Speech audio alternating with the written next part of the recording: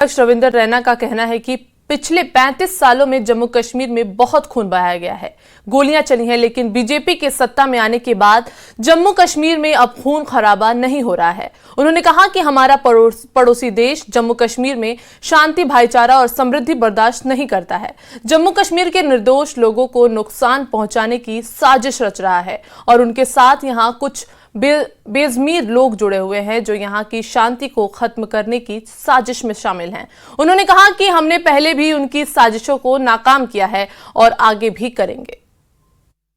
अब जब यहाँ का माहौल ठीक हो गया, अमन, शांति और खुशहाली जम्मू कश्मीर में मजबूत हुई, पता नहीं क्यों ये जो हमारा हमसाया मुल्क है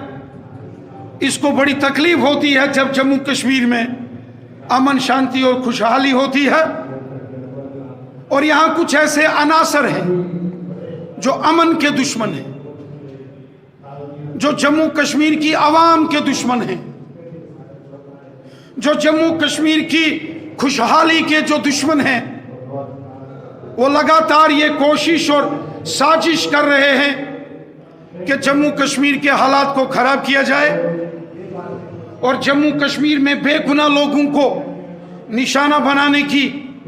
बॉर्डर के उस पार से साजिश और कोशिश हो रही है। ये कोशिशें और ये साजिशें हम सब ने मिलकर, एक होकर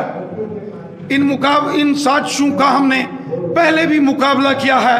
आगे भी इन साजिशों का हम मुकाबला करेंगे और जम्मू कश्मीर के अमन,